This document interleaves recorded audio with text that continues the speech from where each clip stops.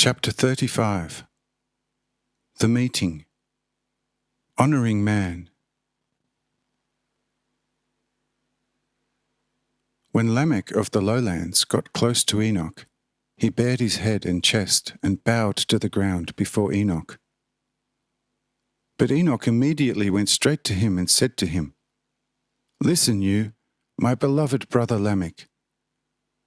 What the Lord himself did not ask from me, nor from you, you at all times should refrain from doing it in front of me.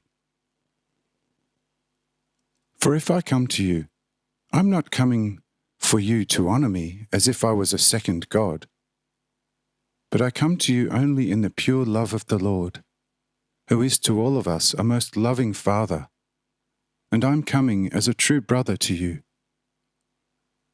Why therefore such honour, which is good for nothing?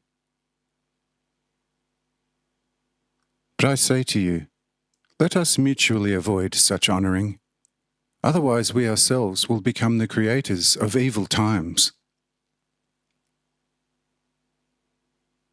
Behold, if you honour me, and I'm not more by one hair than to any other person, you raise me above other people, and thus humble them before me, their equal brother.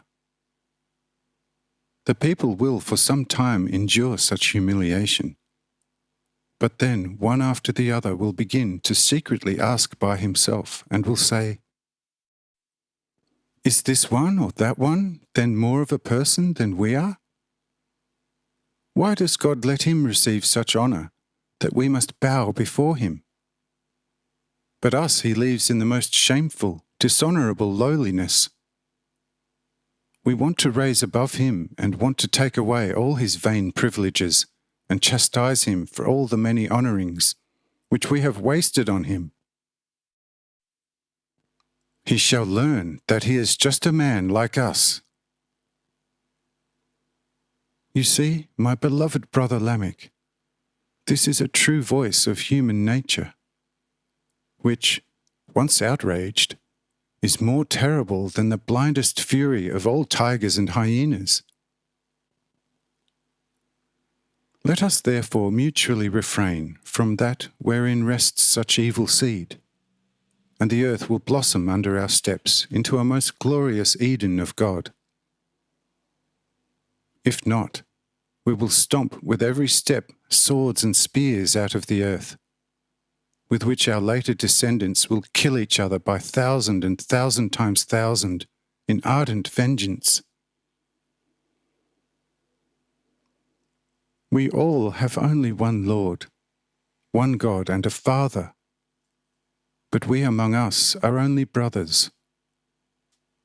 If the Lord places someone over greater things than another, he does not elevate him before the brothers, but only gives him the opportunity to practice even more love on his brothers.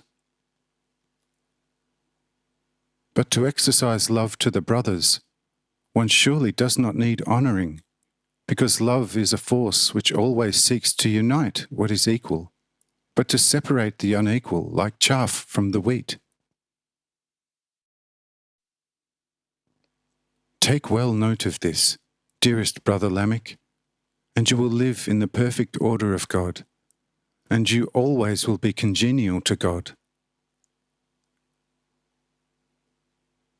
These words of Enoch made a huge impression on Lamech, and he now made entirely different plans from what he had in mind until now, because he contemplated to introduce a kind of quiet, better caste system, which to me is a judgment, an abomination of abominations. But as said, these words of Enoch had changed all his quiet plans, which is why he then also replied to Enoch, "O brother Enoch, with what a light have you now filled my heart!